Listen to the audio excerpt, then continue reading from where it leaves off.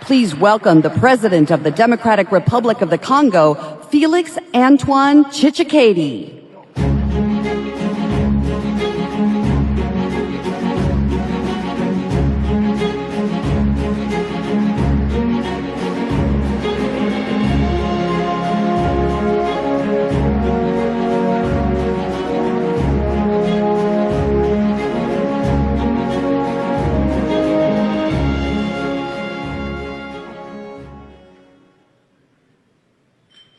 Ladies and gentlemen, shalom. Merci beaucoup. Merci à vous tous pour cet accueil chaleureux. À Madame la Présidente Besti Berns-Korn, ainsi qu'à tous les leaders de EPAC, merci de m'avoir associé à cette grande conférence.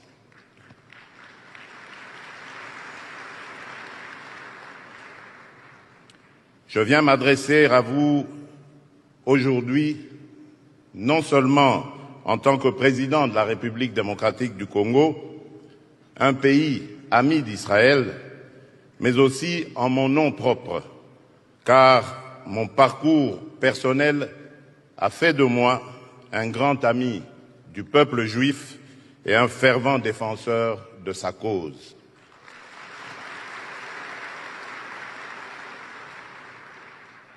Par ma foi chrétienne qui tire sa source dans la relation entre le Créateur, l'Éternel et le peuple juif, j'ai le plus profond respect pour le caractère prophétique de l'histoire de ce peuple et de son destin.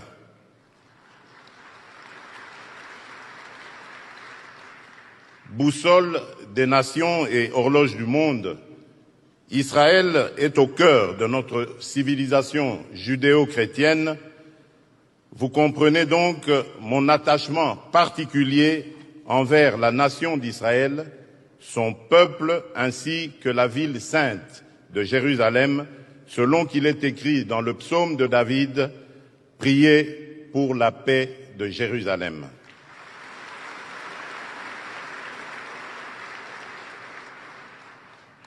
Les relations entre mon pays et Israël sont restées longtemps en léthargie.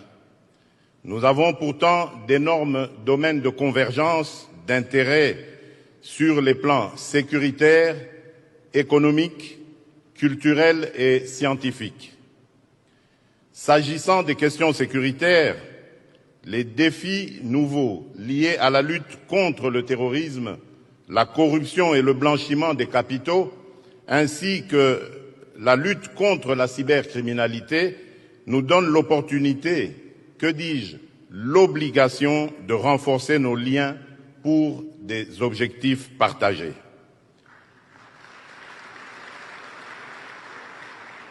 Je désire tisser avec Israël des liens forts et une alliance dans laquelle mon pays sera une bénédiction pour la nation d'Israël, selon la promesse de l'Éternel qui dit à Abraham dans Genèse 12, verset 3, « Je bénirai ceux qui te béniront ».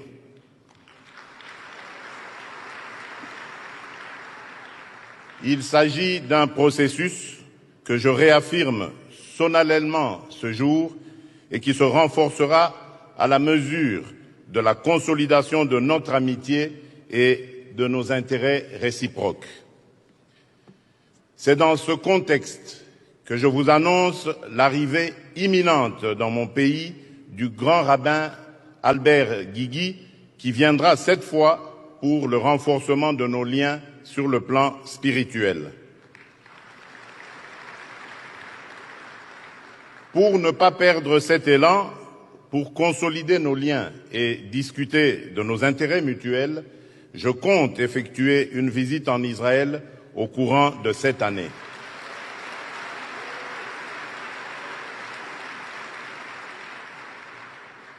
Aussi, après plus de 20 ans sans une représentation au niveau adéquat, je procéderai dans les prochains jours à la nomination d'un ambassadeur extraordinaire et plénipotentiaire auprès de l'État d'Israël.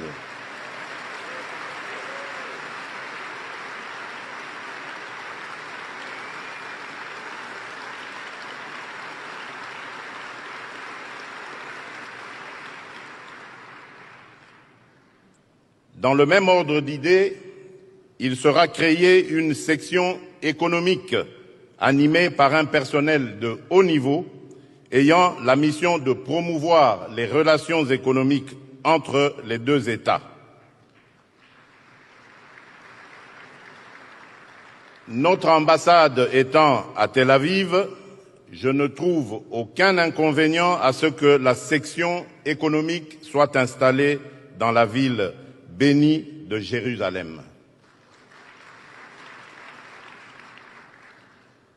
L'expérience et le savoir-faire d'Israël dans les domaines de l'agriculture, des sciences et de la technologie ont toute leur place dans mon pays qui s'étend sur 2 345 410 km² et plus de 85 millions d'habitants, mais n'exploite encore que 10% de ces 120 millions d'hectares de terres arables et irrigables, une partie infinitésimale de ses ressources en eau et de ses ressources minières, estimées à plus de 24 000 milliards de dollars.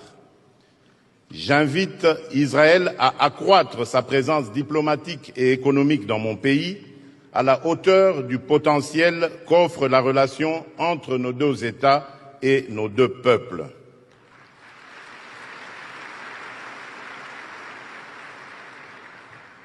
Depuis toujours, l'histoire d'Israël me fascine et m'enseigne, qu'il s'agisse du roi David, en passant par les premiers ministres Ben-Gurion et Golda Meir, Yitzhak Rabin et Shimon Peres, ou encore le général Moshe Dayan et tant d'autres héros de l'histoire humaine, cette nation est une source d'inspiration. Elle nous apprend ce qu'il est possible à l'homme de réaliser en peu de temps quand on a la volonté, la résilience et surtout la grâce et la faveur divine. Chers amis, je ne terminerai pas mon allocution sans féliciter le pays hôte de ce forum, les États-Unis d'Amérique, qui a toujours été une bénédiction pour le peuple d'Israël.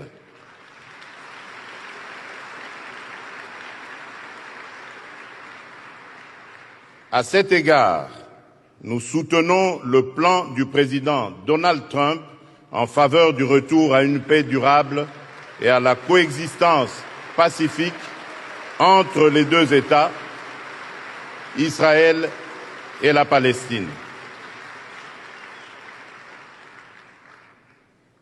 Enfin, je remercie mes frères et sœurs chrétiens évangéliques de ce pays qui, pour leur soutien indéfectible à la paix et la sécurité de l'État d'Israël.